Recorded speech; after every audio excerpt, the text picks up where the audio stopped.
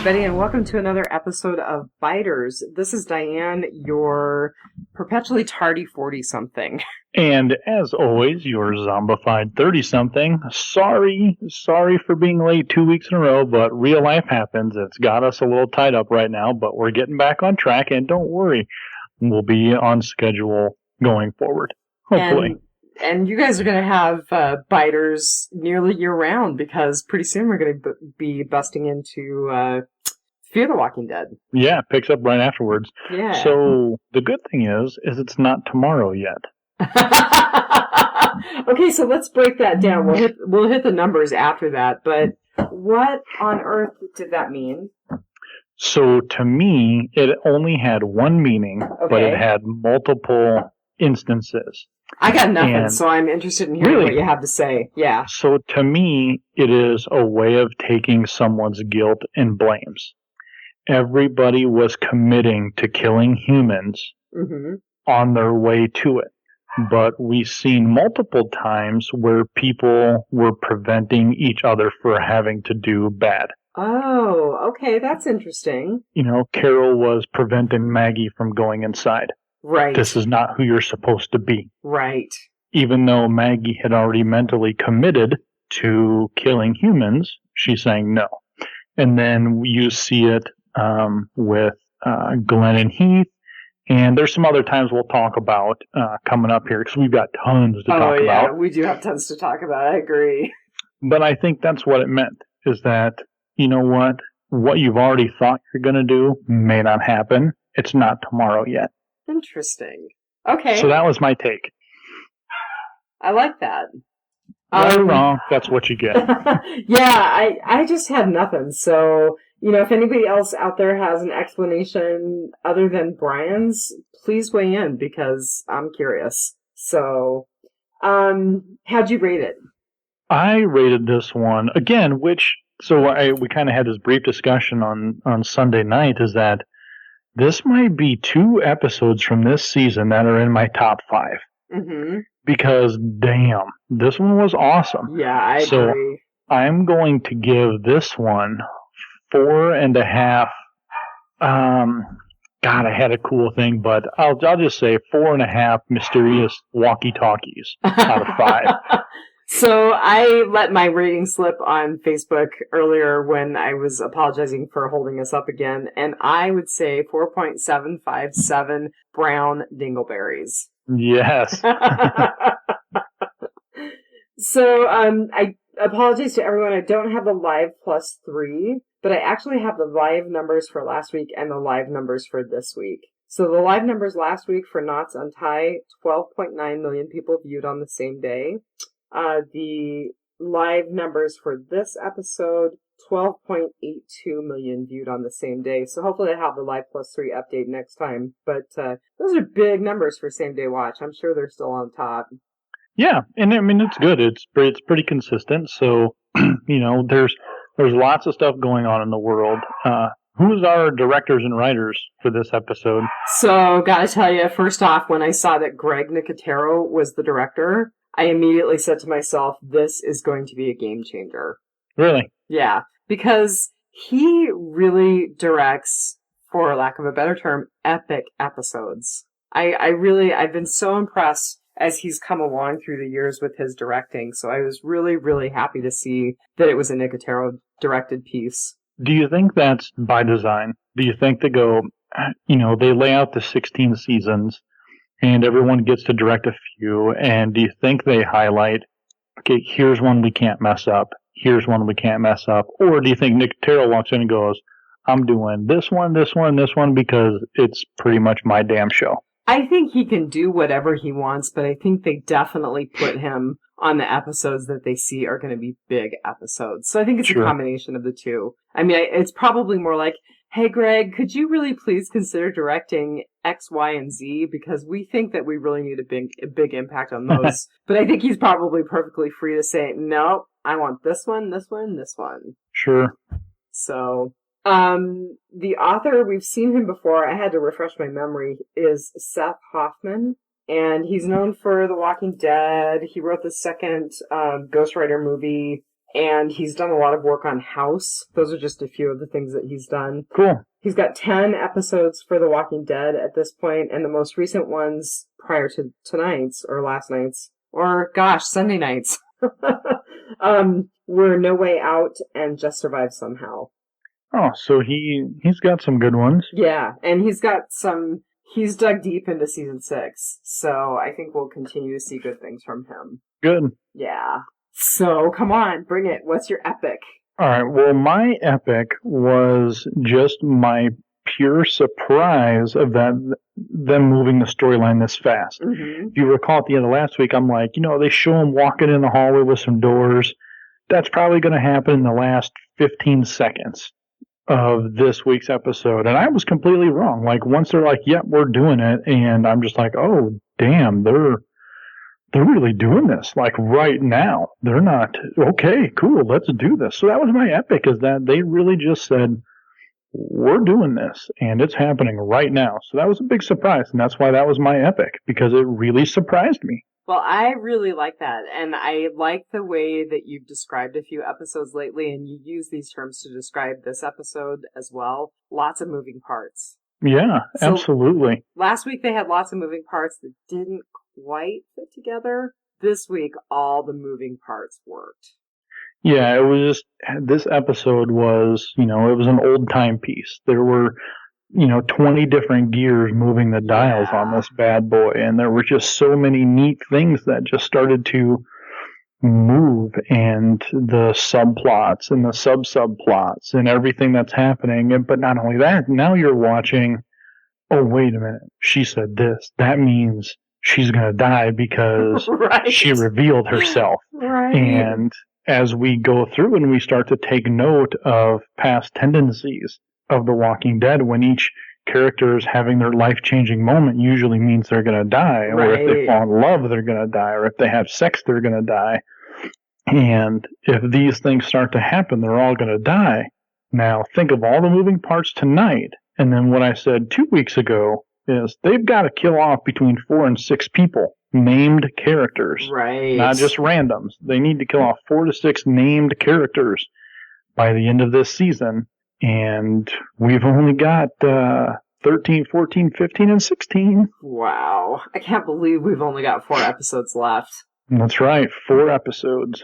And I want to let the listeners know we're actually getting scouted for a dish again now that our property has changed, and I'm really hoping I'm going to be able to watch on Sunday and we can podcast on Sunday night. That's really what I'm shooting awesome. For. And then hopefully we'll be able to have this out to you guys on Monday morning. So just bear with us, and hopefully we'll be at the point where on Mondays this thing is posting. Yep. Just one of us lives in Alaska, so not pointing fingers. My life is crazy, my timing is crazy, and my timing messes up anybody who's in any time zone other than Alaska or the Pacific time zone. Well, so my epic, and everybody gear up, we didn't say what our drinks were tonight. I have water, because I was bowling tonight, and it's late, and work is in the morning, and all sorts of stuff, so it's a late one for me right now. Well, I just got off the road, and I don't have anything going either, but anybody out there, buckle up, because my epic was all of the juxtapositions. Whoa! So it's not just one drink. I mean, I think this is a drink all you want epic. So first, I looked at Rick, and I just kind of wrote these down with him in the middle and all of these arms kind of going outward like an octopus. He was juxtaposed to Morgan. Just the whole Rick being as mercenary as he is now, and Morgan still clinging to that tired old, well, we don't have to kill him, we can just give him a choice. You know? Yeah. God, that was such just a frustrating moment. It was very frustrating. Sitting there and just looking, and I've never had such a turn on a character's feelings than I did Morgan. Mm-hmm. Like, I love this guy. Mm-hmm. He was going to be such a badass for me, and I love this character. And remember how excited we were that he was coming back? And now I wish he'd just die. Yeah. Go away, you piss me off. And I want to talk about what he's doing at the end, but I'm not going to do it here. So other juxtapositions for Rick. I just think, he's definitely being compared to Negan and being compared to the governor right now. And I think yeah, absolutely. that they're using them as ways to illuminate his character. I also think that he was juxtaposed to Glenn and Heath because he, is blood-soaked at this point and willing to kill anybody or anything that gets in his way. And Glenn and Heath, finally, excuse my language, popped their cherries and killed people. Well, Glenn did. Actually, I think Heath did too, didn't he? Technically, Heath didn't because the door to the armory was closed. So we don't really know, but we're assuming. Yeah, I mean, they all launched about 80 rounds through the door and killed Right. 6 people. Odds are you got one. And so then my next character in the juxtapositions, sorry guys, you're probably, like 6. I know they're probably too drunk to listen to the rest of the podcast by now. But so Carol, I mean, she was in opposition to Morgan, just showing the differences in their characters. And I really loved that they did what you hoped they would do and went back and showed that exchange between the two of them at the beginning. Mm-hmm. She was also in juxtaposition to Maggie, and it goes back to the line that you brought up earlier, which I thought was a great line, where she said, "You're not supposed to be this." Yeah, this is not you. Yeah. Don't become, just that you're not supposed to be this person. Yeah, and I really kind of feel like Carol is trying to keep Maggie from being Carol. Yes, absolutely. I 100% think she is, because everybody knows that Maggie brokered this deal. Mm-hmm. And this deal is extremely aggressive for the sweet little farm girl. Although she did point out to Glenn that it wasn't her idea. I thought that was kind of shady. I do think she brokered it on Rick's behalf, but she also feels an obligation to follow it through as a result of that. Yeah, well, so my first rule of leadership is you carry any and all responsibility and blame. Absolutely. You don't, and I get it. She said it to Glenn, her husband, that, it wasn't my idea, but I supported it and brokered the deal. No, this was my decision. This is what I'm doing. I've been nominated as the spokesperson. This is where we're going. End of conversation. Hopefully that's who she turns into, because for Deanna, everything was Deanna's decision. Good point. She didn't say, well, it was Reg's idea, I'm just following through with it. No, this is what I'm deciding for this community. And Deanna was, I think, very impactful on Maggie in the brief time that they were together. So I think that bodes well for Maggie. Man, where was he at? Where was who? Her kid. No, her kid. Crap.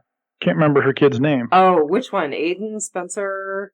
You're right. We didn't see Spencer at all this episode. Where was Spence? Yeah. Where was Spence? Hey, if anybody saw Spencer, let us know, because I didn't see him either. Did we even see Carl? We did, because Carl actually said, no, you're right. We had to have, because they came back and gathered up in the church and all of that, but I don't think he had any speaking parts. The thing that I last remember him saying was, well, I'm not going to go because I probably wouldn't make a good impression with a messed up face anyway, and that was last week. Mm-hmm. So, interesting. Okay, well, my final two, I'm so sorry, I said we were going to breeze through this, or you said we were going to breeze through this, and I agreed, but I guess not. So Rosita and Sasha, I felt that they were juxtaposed with one another. Rosita was so fleshed out and seemed very passionate and very emotional, and then Sasha just seemed so cool throughout the whole thing. And that's why Gabe loves her now. Yeah. And then my final one, sorry, go ahead. No, I just go ahead.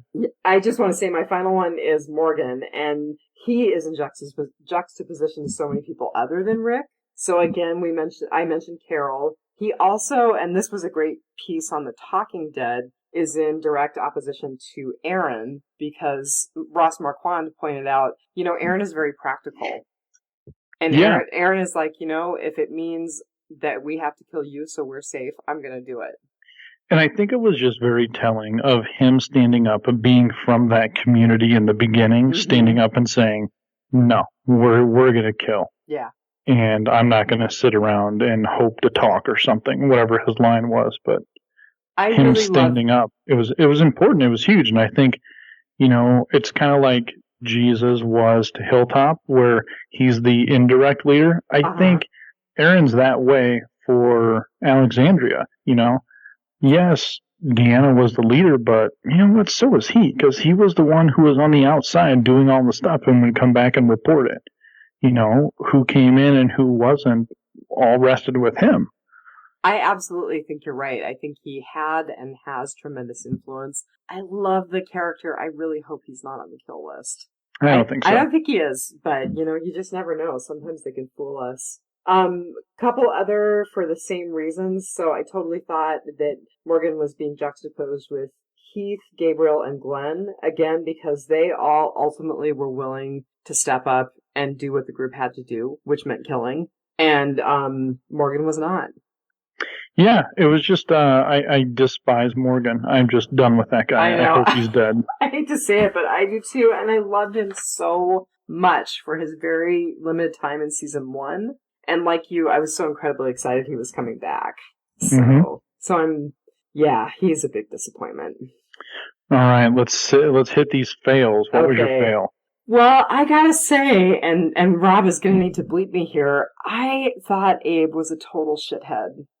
Oh, totally. I mean, I was so disappointed. I just thought, how could you say to someone who you love, because I think that he still does love Rosita in some way. I thought that there was only one woman left in the world, and the truth is, you're not, I thought that his behavior, and I thought his really sudden break off was just really disappointing. And it actually is not the person that I pictured him to be, even though it actually kind of is the way that it played out in the book.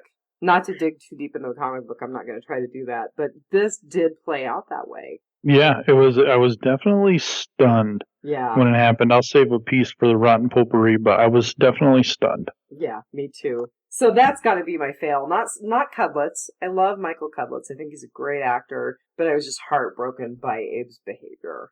So my fail is I really did struggle to find some. And I was looking hard too. This one was a makeup fail for me. Oh. The first walker in the beginning that Carol kills. She looked kind of fakey. That stupid eye, it reminded me of those gumball eyes during Halloween. I'm like, why is that eye so nice? And it was nice and bright and shiny. And I was just like, that just made me laugh. I was just like, what the hell is this? The rest of the zombie was cool. Just that eye just completely distracted me from the whole moment of Carol's out picking up acorns in her nice blouse. And it reminded me of the scene. She does the head chop, gets blood all over her nice dress or her nice blouse. Reminded me of the time when Daryl and Beth are in the country club, and she gets that real nice. She gets that real nice thing, and then Daryl goes and sprays blood all over it, and she's like, "Really?" That's awesome. That's a nice callback that I totally missed, but it's right on.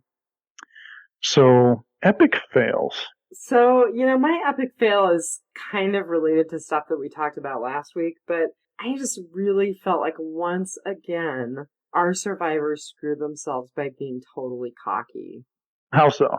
They just, I don't know, it's like they just didn't stop and think about the potential that this could all go south after they thought they had cleared everything. I mean, I think that it just would have made so much more sense to be like, okay, we figured out the lay of the land, we killed off as many people as we could, let's get out of here. I mean, was Daryl's bike really that important?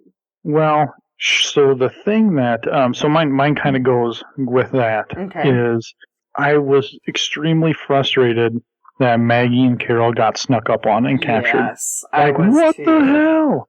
And I think it sets us up for big things, but... Oh, it's huge. Yeah. I mean, this is huge. And my boy Thomas out there, he's on it, man. He is, man. I think that his theory is more and more accurate.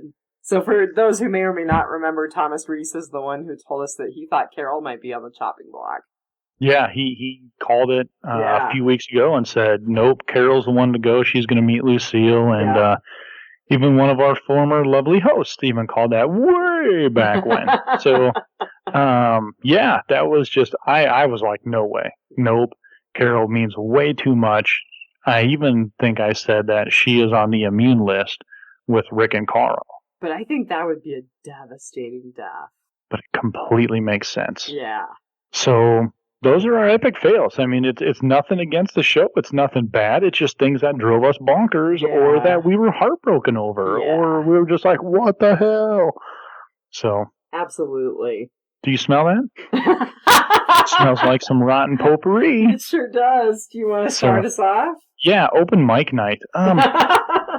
So I'm just going to go to this real quick, since it was, we just kind of mentioned it in your fail. So that whole Abe breakup. Right. As he was packing, and she's like, what are you doing? He's like, I'm leaving. I instantly thought, holy crap, I was right. He did see his wife. When he got choked out. Like, that's instantly like, he's seen his wife and is like, this is not my place.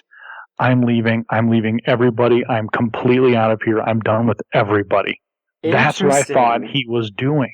And he's like, I'm leaving. It's done. Like, I thought that's what I didn't think he was breaking up with her.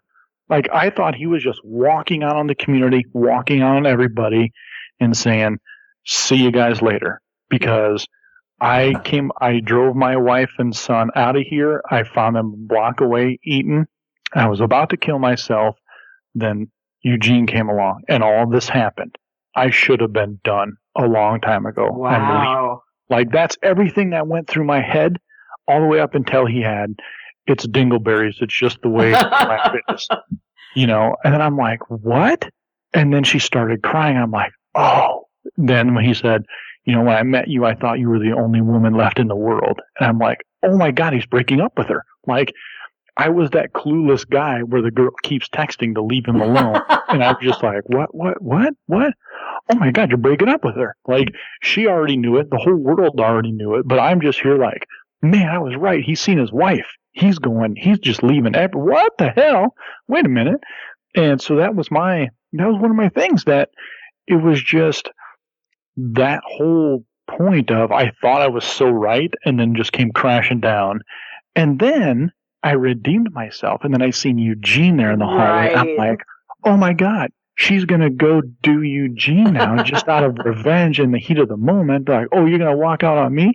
Fine, I'm going to bang Eugene right here in his Virginia is for Lovers t-shirt, which was hilarious. That was awesome. That was so good. I'm glad you brought that up.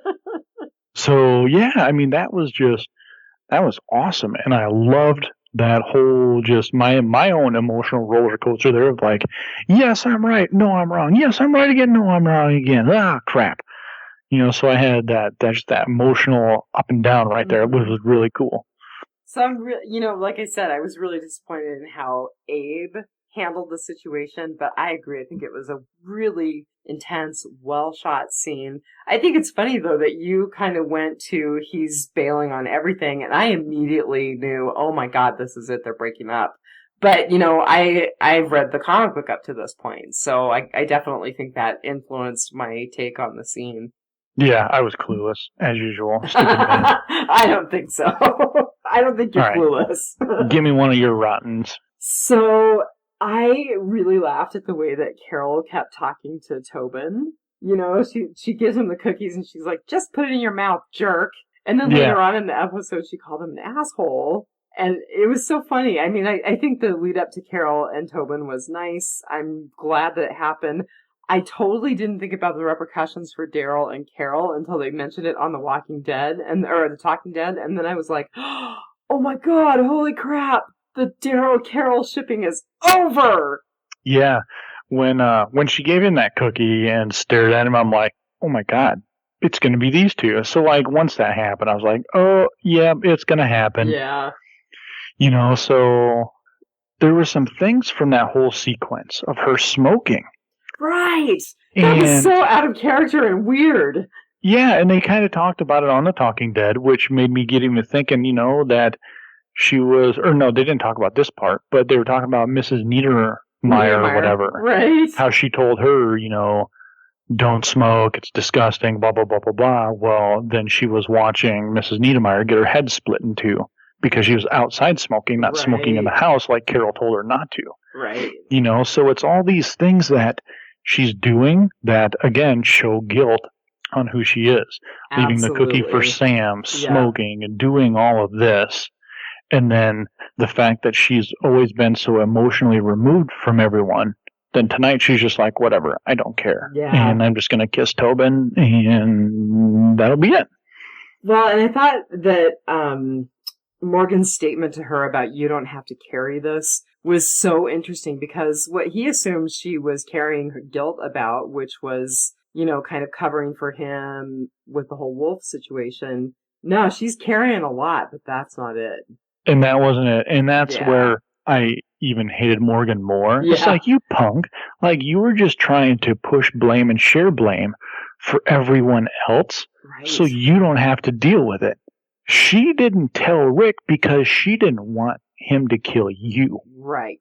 I agree completely. It's not about Denise being exposed or Denise trying to help the wolf. Denise was forced into that situation, and she thought she was doing something good ultimately. It's about Carol's desire to try to save Morgan for whatever reason. And it's also about the fact that she's not guilty about that. She's guilty about a lot of other stuff. Mm-hmm. Totally. That kind of leads into, I just had kind of an interesting question about Sam. So the scene where she left the cookie on his grave was really a great, stark piece of imagery. But I immediately wanted to know why we didn't see Ron and Jesse's graves. I mean, don't you think that they would have markers for Ron and Jesse right next to Sam? Not all of those other people that he was in amongst. Yeah, I don't know, man. Maybe that's a question. So Nicotero, any of the actors, actresses that love our show, hey, any insight, please let us know on if it was just unintentional, which it totally could be. Right. But I know this show, and nothing is unintentional. Yeah, nothing is thrown away on this show. Yeah. So what are we missing? What is the little hidden objective there? So I kind of wondered if maybe there just weren't remains for Jesse and Ron, but they put up memorials for people for whom they don't have any remains. Yeah. Maybe they just ran out of room in that row and they placed Sam in the middle. I don't know. I just thought that was kind of unusual. I thought it was kind of odd. Yeah. We talked about Morgan wanting to use his words and all that crap and being him. We've already talked about Aaron. So here's one. The number of people who had their first human killed tonight. Yeah. It was, we seen Glenn, and Heath is going to be saved by the door, so he cautiously won't know that he killed somebody, but he killed somebody. And I think he feels it. But Aaron, his first human kill was tonight. Was on The Walking Dead. I don't think I realized that. Yeah, that was his first human kill, and Tara's first human kill. Right. And Gabriel! Wasn't that awesome? Father Gabriel. We were just citing some scripture and kablam. I didn't think he was going to do it. I thought he was going to die. I honestly thought Father Gabriel was going to die right there. I could totally listen to him pray over his victims any day like that. Cite scripture over his victims. That was cool. Yeah. That was almost a Punisher moment, Yeah, he's walking in there and I'm just like, oh my God, is he going to do it? And then he started, doing the typical, you always see villains do it in the cartoons where they go on and explain their entire master plan while the guy unties his hands and then the plot is foiled, which the guy was like, you're not going to kill me or whatever. And I thought he was going to be able to kill that guy. Yeah. Or Gabriel was going to die. And I'm just like, oh my God, this is how he's going to go down. He's going to choke at the last second. He's not going to be able to pull it. Well, sorry, go ahead. No, I was just saying, and then he did, so that was cool. It was awesome. I actually thought that his Walker Cherry was the best one tonight. Yeah, that was pretty funny. So the other thing that I really liked, and this goes to Father Gabriel as well, which I'm so shocked that we are dissing Morgan and loving up to Gabriel right now. It's kind of weird. Complete 180. But I saw somewhere in some article where Seth Gilliam was saying, no, he's still a priest. He's just a warrior priest now, which I thought was kind of a cool description. But I really liked Tara's confession. And I really liked that both Jesus and Gabriel, and I thought it was funny that she was confessing to a priest and to Jesus. I really, really liked that they looked at her and they were basically like, okay, do you love your girlfriend? She was like, yeah. And they're like, then you know what you're fighting for. Yeah, that was a very cool moment. Mhm. But also, like you said, it's that juxtaposition of Yes. Rick is the governor. Yeah. And you really saw her react to that in the church. Yes, and that to me was a big point for Tara of that. We did the same thing, and I choked, and I couldn't do it. And it was the same person doing the same stuff, saying, kill them all. Right. And that, if you were this whole Rick is a good leader thing, you just kind of went, oh, damn. Mm-hmm. That's so true. I looked at some of the listener feedback and other people's feedback in various Walking Dead sites the night of the show. And there are people who are really angry and who are thinking about jumping ship because they're like, now our survivors are just killers. They're just mercenary killers, just like everybody else. It's horrible. And I actually think it's kind of a cool twist. Well, it's cool. And the reality is this is who you're going to have to be. If you're going to survive in this post-apocalyptic world. Absolutely. Nice guys finish last. Absolutely. The bad guys always win in this situation. So you can't be a priest.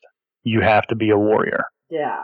No, I thought that was so good. It was such a great, just a great moment. And one of your crazy predictions, or maybe I should say out there theories, I think you got it right on because I was watching the announcement for The Talking Dead and they had 3 named announced guests.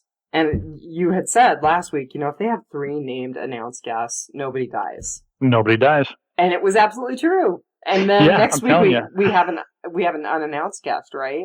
Or a mystery guest. I don't remember, but probably. I think we do. And, if any of the famous actors or actresses want to reach out and be like, yeah, you're so right on that. Chris Hardwick, hey, man, I would be a better guest than some on that couch. Bring me on there so I can ask these tough questions. Look, hey, I'm on your strategy, man. You're going to need to pay me to keep quiet. I want some of them fancy notebooks that were on The Talking Dead. And if nothing else, man, you need a moment on the Nerdist. Even if it doesn't have you on the couch, you need a guest on the Nerdist. There we go. So while we're on Tara, the one thing that I find funny is that she is clearly pregnant in this show. And they're like in the kitchen scene. They were hiding her behind some dried plates. Yeah. They were hiding her, from about chest down behind the plates. And I'm just like, oh my God, this is so funny. Right. Because it's life, it happens. And, she wasn't one of the main ones where it's the insurance clause. Like if Michonne gets pregnant, she's probably going to get fired and stuff like that.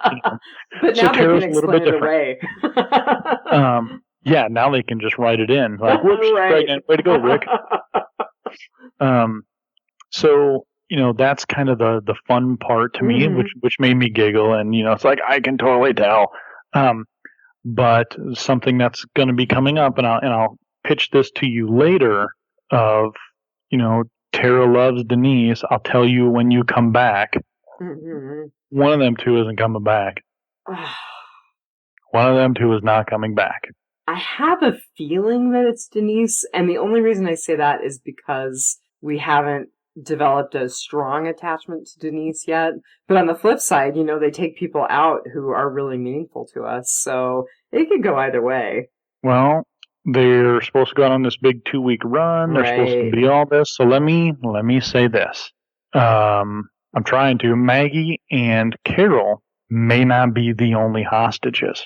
Oh, yeah, that's true. Because the other Heath and Tara just left for a 2-week run. So nobody's going to miss them. Nobody's going to miss them. They could have already been captured. Yeah. Because you're gone on a 2-week run, which the 2-week run is written into the script because it's her due date.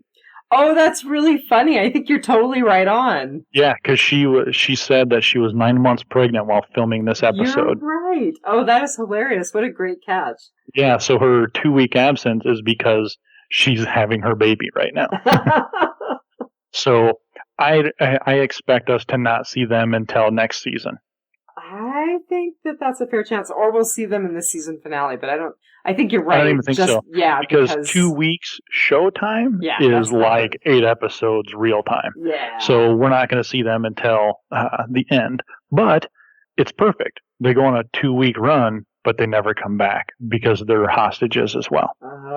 I think That's a good call. Crazy prediction alert, you guys. Oh, What else you got? I've got a lot of stuff. I'm kind of looking through and seeing what else we Carol's have. kill sheet? Oh, that was cool. Or is it not a kill sheet, or is it a book of mourning? I Because think she that's had possible. people's initials. Yeah. She had people's initials. She had their names written down. She had it for Lizzie. She had it for her parents. I mean, all of this stuff. So she knew who these people were. She wrote them their initials for a reason, but also so nobody else would know what the book was, I think. That's why she just used initials.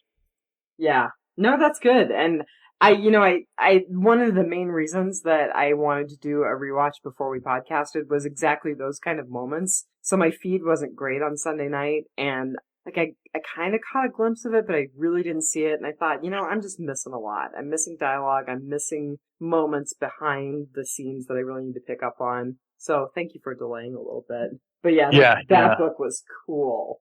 So that's another reason, just Carol's death reasons are mounting up very quickly. They are.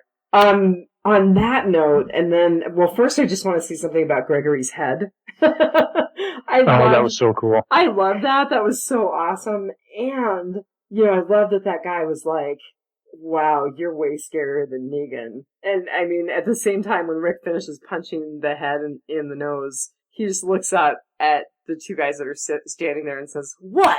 Yeah. It was cool because I think the guy's line was, this Negan and his crew, he's a real prick, but he's got nothing on you. Yeah, exactly. I thought that was really, really great. What else? The saviors were growing weed. Yeah, I know. I saw that. You had the whole little hydroponics and UV lights and everything. I'm just like, seriously?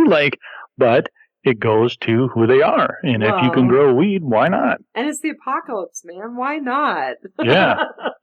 So that actually, totally lost what I was going to say. Sorry. No, that's okay. I'm really good at that. I did want to say that I think that the pictures that Glenn saw, I think those are foreshadowing.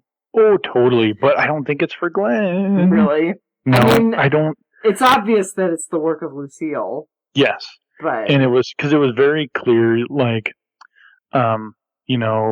he does his deed and he's looking at it. And I think that was his realization moment. Mm-hmm. I kind of commented this. By the way, our Facebook posts were crazy off the hook the last couple of days. Awesome. We've had some fun. So thank you to everybody who really just got motivated to post some stuff out there and have fun. That's great. We love it. And as you can tell, we respond pretty quickly because we both have access to it. So as you post, if I don't see it, she might, or if I don't like what she says, I might throw my 2 cents in there. So thank you for reaching out. But I've got Facebook pulled up so we can talk about that in a little bit. But yeah, so it was really good to see that hey, this is what's happening, and he realized that, wow, these people really are messed up. Yeah, they're super scary people. It wasn't that fact that, maybe they might be good. He realized that this guy has pictures of people with their complete skulls bashed in, and he's hanging them up like Kathy Ireland posters in his bedroom, like a little teenager. Awesome.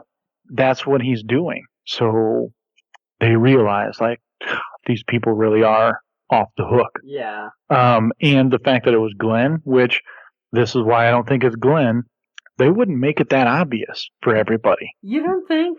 Because I felt like they made Beth really obvious, but, But Beth that scene wasn't in the comics on how that went down. That's true. That's totally true. The whole Lucille and Negan and the Bat and Glenn, everybody knows, it's common knowledge that he did, because you can't go anywhere. I mean, it's everywhere. Right. That's not a spoiler.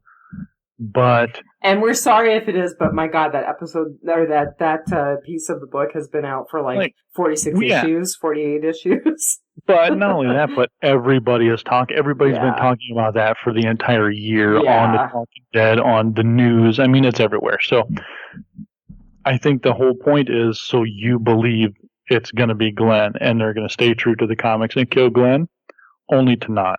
I think it's completely intentional that it was Glenn to get you to believe that Glenn is going to die that way. So I just want to point out another thing, because remember I asked you last week what was the deal with Maggie's hair on Talking Dead? Mm-hmm. Well, now she's a captive, and, there's part of me that kind of is speculating, okay, maybe she's going to die, and maybe that's the reason Lauren Cohan changed her look so much. But then there's another part of me that's like, nah, that's just Maggie processing stuff, and she cuts off her hair in mourning or to show how changed she is or something like that. But yes, I've got to say, or she could just have her hair chopped off and she wears a wig. I think though that they would probably do a contractual thing, like you can't significantly change your look until it's known that your character's gone. Yeah, you would think so. Yeah. So I don't know, that was kind of interesting. Or she can cut her hair because she knows about how long it's going to grow in a season, in the off season. That's true. Although her hair has gotten really long since she was first introduced. I just have to say the whole firefight scene, it was so good. It was like watching a first-person shooter, like playing a first-person shooter. Yeah, they did a really good job with all the action scenes, and I thought, the way everything was scripted and the way everything moved, it really felt like they were assaulting this compound, not that they just kind of clunkily walked in here. But it also goes to show that they are killing units. Right. This is what they do. This is how good they are. This is why they made the deal. Unless you're Abraham, who is supposed to be the most trained in a tactical situation, just blows it out of his ass because he's not watching other doors. Right. Oh, sorry, guys, about the dogs. And the thing is he's totally distracted, right? I mean, he fights with Sasha, which is a big, bad mistake. Yeah, no. Want to be professional, Yeah, it was just one of them things where I just like, come on, what are you doing? And then the thing that drove me nuts was that nobody went for the kill. They just kept stabbing him in the abdomen or hitting him and throwing him against the wall. Nobody went for the kill. Right. What are you doing? Why did you not put your knife, like, you stabbed him in the stomach twice. Why did you not just put it in his throat? Yeah. Yeah, I mean, your intent is to kill the guy, then kill him. Yeah, so that was kind of one of them, like, oh, come on, really? Like, what the heck is going on here? One thing that I thought was neat when Jesus was like, what if they see you when he's in the van and he's like, nope, I'm going in. Yeah, and no, they won't see me. What if they see you? He tells them, we're going to make it and they aren't going to see me. Yeah. Yeah, that was really cool. He puts his thing up and, he just kind of goes into combat and, rocks his knives and then shoots the guy who's going to shoot Heath or Glenn. Mm-hmm. But I just thought that was really cool. Like, all right, my turn to go in now. Yeah. Throw in the ninja. And he's going in there to bust some stuff up. So that was really cool. He is rapidly becoming a favorite character. Yeah, I think he's going to be around for a little while. People are going to really dig him and people find him attractive in some reason. I'm not sure why, but I don't know. Oh, girls all like the long hair. Yeah. Hippie. Yeah, absolutely. So, I do want to say that one of the things I wrote down, and this is just kind of playing to the whole firefight, I felt like it was truly, absolutely another demonstration of how integrated our group is with Alexandria and how they're truly a team. Yeah, they did. They played well together. They were doing things together. I was expecting the guy from Hilltop to screw him over. I was kind of expecting that too, because he looked kind of shifty when Rick approached him about leading them to the Savior's compound. Mm-hmm. And even drawing it up, he's like, I don't know, which that's fine if he didn't know. But even the whole way through, like, at the end, like, I was like, oh my God, he's going to blow it. Yeah. He's going to blow it for him. He's going to blow it for him. But they didn't. And just the way everything was very smooth on the entry. And the guy's like, yep, I'll go in. And they kill that other guy. And everything was just smooth and silent. And they were moving and they were working. And I thought Heath was going to blow it, where they made comedy out of it on The Talking Dead, where he pushed his glasses up on his nose before he was going to stab the guy. And they went on this whole thing like, if you do this, if you push your glasses up, you're done. Just give the knife to Glenn. Just get out of here and go sit in the car. And the other thing that was really kind of cool about them infiltrating the compound is that for me, that was kind of shocking, because one moment you've got the couple of guys from Negan's group talking with the guy from Hilltop and kind of making fun of the head. And then all of a sudden, out of nowhere, those two guys are dead. Yeah, because I think it was Daryl who ran in and cut the guy's throat first. And then Michonne with her sword through the other guy. Yep. But it was like, whoa, what just happened? Yeah, it was really cool. I thought, because I was waiting for Sasha to shoot them because she has the silencer on her rifle. Oh, right. So I was waiting for that bullet to come zooming in and just kind of blow his head off kind of a deal. Yeah. No, it was way better up close and personal. It was way more shocking. So, was this Negan's base, or was it just a kind of forward compound into how smart Negan is and making people think this was his base when this was just like a forward observation post? So this is a departure from the comic book Negan, but I absolutely think you're right. I don't think it's their main base because we still haven't seen Negan. Despite people speculating that the mystery woman on the walkie-talkie is actually a twist on Negan, I disagree. We still have not seen him, so I think it is a forward operating base. Yeah, so here's my thought on the forward operating base is that, they assaulted through, they didn't find Negan, because even Michonne was like, which one was Negan? Mm-hmm. We didn't see that part. Obviously, we know none of them are, but... if you're trying to keep your base a secret, everybody you interact with should think somewhere else is your base. So that way, if they come across yours, they may not recognize it. Right. So that's kind of rule number one. But I was so, Jeffrey Dean Morgan, we never seen him officially say, I am playing the character Negan. Well, and there are some people who have kind of pulled on that, and they're like, that woman's Negan. That woman is Negan. I don't think so. When it happened, I was just like, oh my God, are they making Negan a woman? This is going to be so cool. Because we've never actually seen a woman villain. A hardcore woman villain. And I was just like, oh, because Gimple said, we're going to follow the comics, and then we're taking a hard left. It's possible. I mean, maybe the whole Jeffrey Dean Morgan is just another misdirect. Just like the whole thing with Glenn and his dumpster dive was a big, giant misdirect. It's possible. Think about Reg and Dianne. Mm-hmm. Reg was the leader in the comic book. His name wasn't Reg, but you get it. Yeah, and Dianne was like his little fragile wife. Yeah. Yeah. So, flip it. Jeffrey Dean Morgan, Jeffrey whatever, is Negan, however, the actual protagonist isn't actually Negan. Negan may be the first lieutenant to a woman who is in charge and does the actual killing part of Carol or Glenn or Maggie or whoever. That to me would be so cool that Negan is a lieutenant to a woman villain. So considering what a misogynist he is in the comic book, and considering what a huge place he takes up in that story arc, it would be a hard left. It would be so cool. Definitely be a hard left. Because that's where I get stuck. I mean, I'll take it. We did see a female villain, that cop in the hospital who killed Beth. Oh, yeah. So we did see a female villain. She was nothing compared to this woman. Right. However, this would be that hard left, because that's where I get stuck on that hard left. Mm-hmm. He makes it very clear. We will take a hard left. So that means it's going to shock and stun you. I don't think he's talking about a character death. I don't think that's the hard left, because that's not a hard left. Right. That's just substituting someone else's storyline.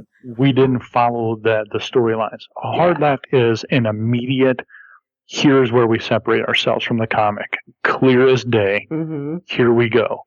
Well, what if that's the thing? Because you can't have, and from what I understand, Negan is just some rapist pig who is just doing all this bad stuff. Yeah. You cannot put that on TV for a whole series or a whole season next season. Well, and the other thing is, I mean, his way of communicating, and I totally relate because I'm like this in real life. Every other word is the F-bomb. And I don't know how they're going to do that. Yeah, so you can't do it. So what if Negan was the first lieutenant and a female villain was the evil boss. And then now it's Maggie's, the matriarch, Oh, matriarch firing versus off. matriarch. Yeah. Yes, it's these two alpha females now. Instead of Rick and the governor, it's Maggie and this other woman. Oh, that's pretty cool. I don't know if it's going to happen, but that's pretty cool. Like, that would be freaking sweet. Yeah. How awesome. Well, and the other thing that I could really see happening is that maybe they just gave Jeffrey Dean Morgan some hush money to say, yeah, okay, you can use my face and say I'm Negan. And maybe it's not even true. Yeah, but see, you got to have the Negan. So I like the Negan as the first lieutenant to some really sadistic woman. I think that would be a really cool twist. Who's just got she's just like a goth chick. Like, she's just got tattoos and just like she is just one gnarly looking chick. That would be awesome. Oh man. Okay, if that's it, then we can keep Negan around for a season. If that's it, you're not going to jump ship.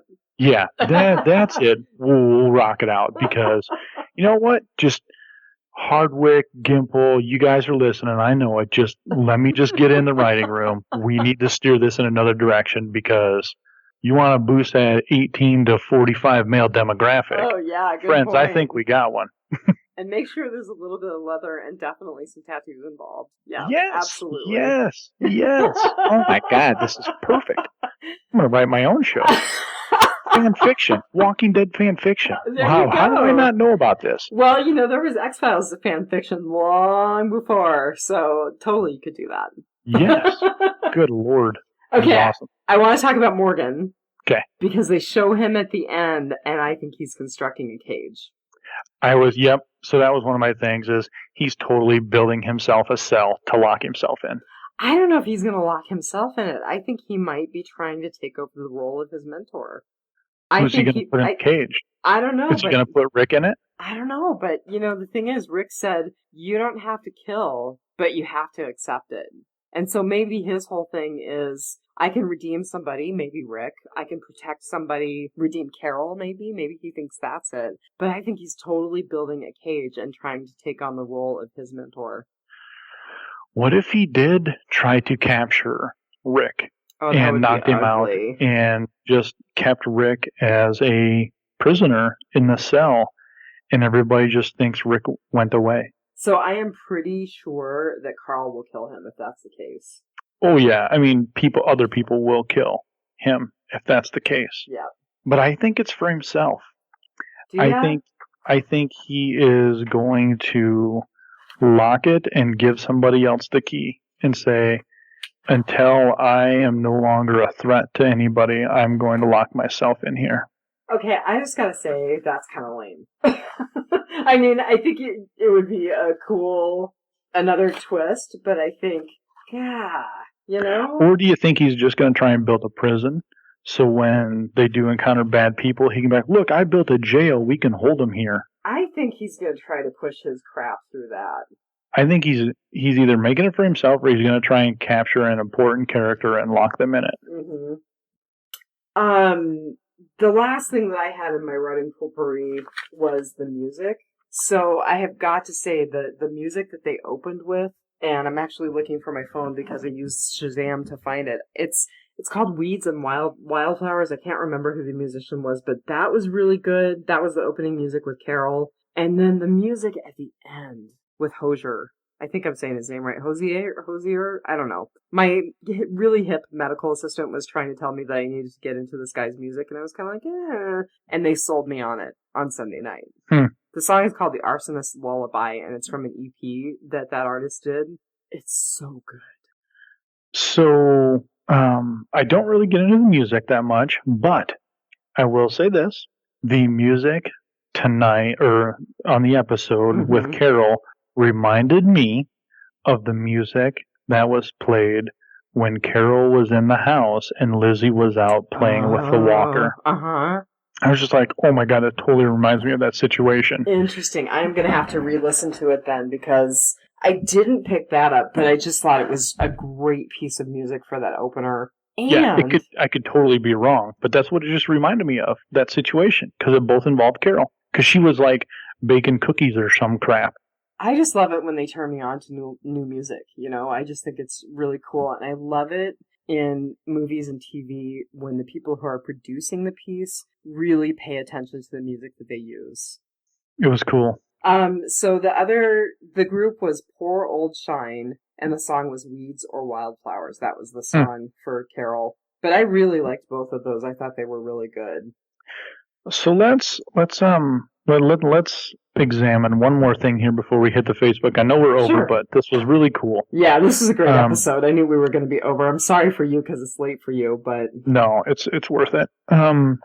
So the sneak peek for next week shows Maggie and Carol being led away in hoods, and they're looking down at their feet, and they step on bloody footprints. Oh, I missed that. Yeah, so I'm just like, oh, here we go. So if you had to choose right now, is Maggie going to die? Is Carol going to die? Or are they both going to die?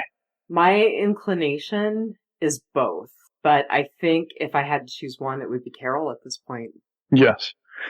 I think Carol is set up just for all of her other emotional stuff and her character evolvement into realizing that the guilt and the bad things that she's done. So I think that they're going to kill Maggie, and then Carol voluntarily sacrifices herself to get beat to death with the baseball bat so Maggie can live on. Because Maggie is not supposed to be Carol. Right. Very cool. She wasn't supposed to be there because Carol was like, why is she going? Why is she even going? Why are we leaving her out here by herself? Right. So, in Carol's eyes, she was never supposed to be there to begin with. It was so good. I just still can't get over how good this episode was. Yes, I totally loved it. Loved it. I agree. We had some new involvement on the Facebook page today, didn't we? Yeah. So we had some new names pop up, I think. One of the things that I want to share, because I thought this was really neat, is that a gentleman named Jamie Burns posted some pictures from Walker Stalker London on our Facebook Yeah, that feed. was pretty cool. That was super cool. So he's getting signatures from Melissa McBride, and he's getting signatures from Daryl, and they were great. I was going to talk crap about Brits and stealing jobs away from hard-working American actors, but I guess I won't now. So thank you for that. Yeah, it was great. And I still have a personal goal of making it to one of the Walker Stalker cons this year, so it was fun to see those pictures. Yes. So big thank you for that. Let me just cruise through this Facebook page here. The Johnny Depp head mold of the head. That was pretty funny. And the main head that they used was Nicotero's. Yes. Yeah, which was cool. Let's see. Who did we have? Why can I not find this? You find this. I'm terrible at this. Well, so one of the next posts that's up is some response to what we talked about last week. It's from Thomas O'Mara, and he says, I don't think we'll even see Negan until the last scene of the season. But I've been saying for 2 years that Negan will take Daryl out right off the bat, but I'm beginning to think it'll be Michonne. So that's interesting. That's not a place that I was mentally going at all, so we'll have to watch for that. He says, I can see Negan being around for the first half of season 7. I'm hoping I'm wrong, but I can see Abe choosing Sasha and Rosita committing suicide. Nah, I think she's too feisty for that. Really? Yeah, I don't think she's going to do that. I think she's pissed. And I think the sisterhood is going to come down on Abe.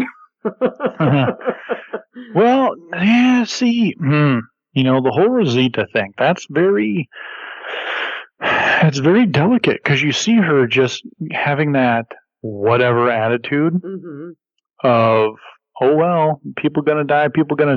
And she's like, what, you don't believe in killing, when she's talking to Carol, and Carol's just like, what? No. And she's like on her new kick now. But yeah, she has that, what do you call it?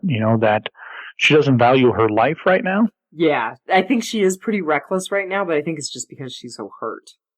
Yeah, and that could get her killed, or it could push her to make the wrong decision to get others killed, which then she could kill herself. I could totally see that. I could see her making poor judgment calls that endangered other people or killed other people. I still don't think she's going to off herself. But I could be wrong. Yeah, never know. I would just like to say, so in one comment thread, we had Thomas Reese, Yio Puthia, we had Laura Willie Swain, Christine Bowman, Dianne Lasora, all of you guys. Thank you for stopping out. Beth Belden, thank you for stopping out and talking about this. I mean, wait a minute, isn't that Beth Eikenberry Belden? Yeah, I was going to say that. But, she likes it. She gets all like, "Oh my God, that was me." It just, we had like this one thread here has like 20 messages to it. So this is the fun stuff. Come out here, talk about the episode.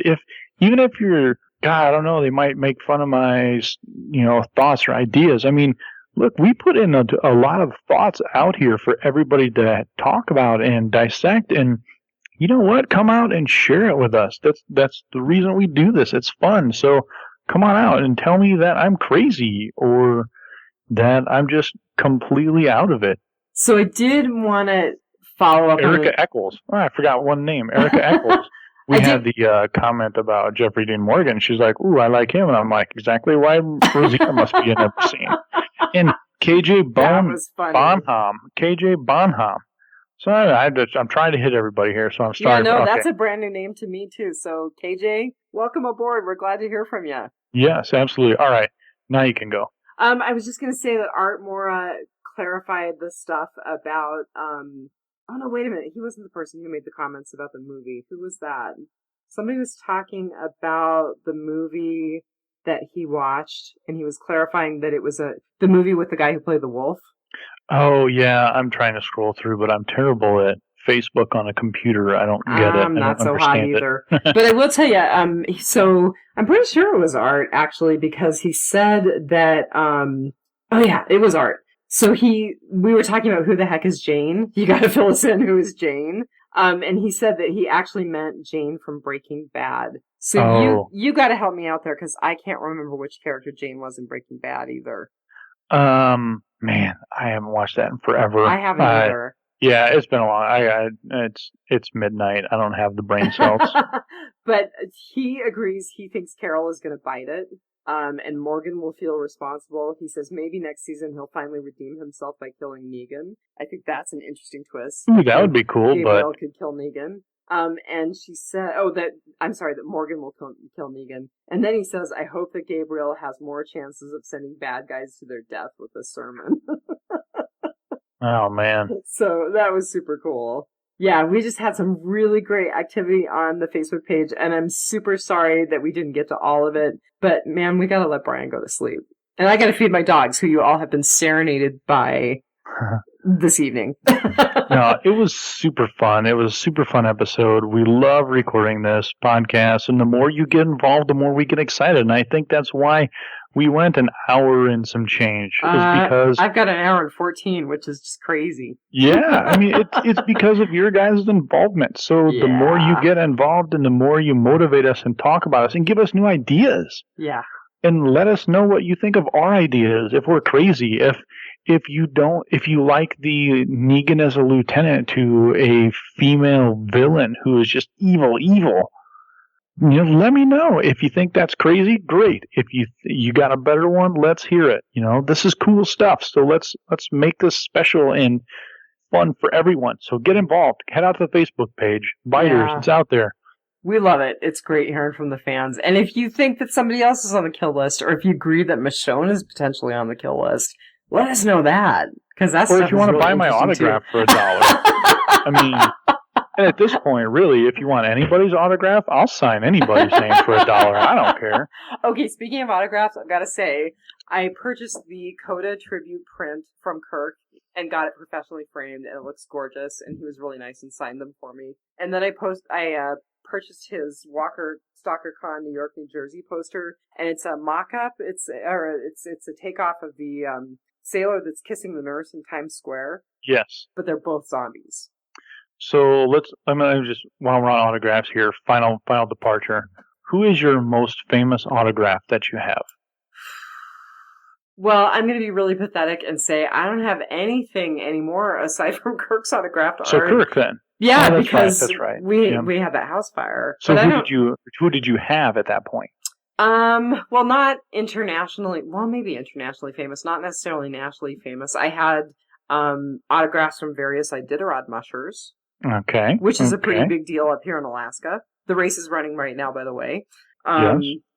I'm not sure that I've really had... I may have had a couple of signed books. In fact, I know I had signed books. My friend Todd, with whom I do a podcast, actually got some Laurel Kate Hamilton books signed for us. Are you familiar with her? It sounds really familiar. I don't like to read. Books are dumb. Well, she does the Anita Blake vampire series, which I've really loved. Her main character is a voodoo priestess, a necromancer, and a bounty hunter and a vampire killer. Sure. Okay, now I understand. Yep. But I don't have a lot more than that. What do you have?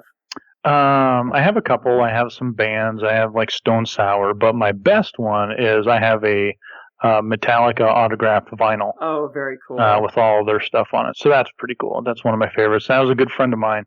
Got me that. I was unable to attend their meet and greet, but my buddy took a vinyl for me and got it taken care of. I was at the concert, just couldn't make it to the meet and greet. That's super cool. He got that done for me. So that brings up a question. Listeners, we want to hear from you. What are the most famous autographs you have? We know that our Jamie Burns, who went to Walker StalkerCon, has some pretty good autographs now. If you've got them, throw them up. Throw the pictures up on the Facebook. If you've got any of the Walking Dead cast, crew, directors, or if you've just got something really cool that you want to share. Yes. If you've got Metallica stuff, I'd be interested to talk heavy metal with you. Oh, hey, one more thing, and then I promise I'll let you go to sleep. So my sister's boyfriend sent a text out to all of us today saying that the woman who wrote the Newsflesh series is releasing another book. Uh-oh. So I really like those. I thought they were great. So it'll be interesting to see what her new book is like. Let me know when the movie comes out. Well, I'm also reading The Psychology of the Walking Dead, which was put together by Travis Langley, and I hope that we'll get a chance to talk to him at some point. But life has just been so crazy that I haven't gotten nearly as far into the book as I had hoped I would by this point. It's not a cookbook. I ain't reading it. Or a cocktail book. Yeah, a cocktail book, too. I get down on those. All right, everybody. Sorry for the lengthy podcast, but we love you, and we'll talk to you soon. Absolutely. So take it. Here we go. Ready? 3, 2, 1. Take it one dead day at a time. Oh my God, I think we got it. Yeah, we'll see. No, the countdown was perfect because you know what? We do need some sort of cue. So countdown. I whispered that so nobody would hear it. All right, everybody, have a great week, and hopefully I will have a dish by the end of this week so we can start podcasting sooner. Love you. All right, love you. Have a great time. Bye. Bye.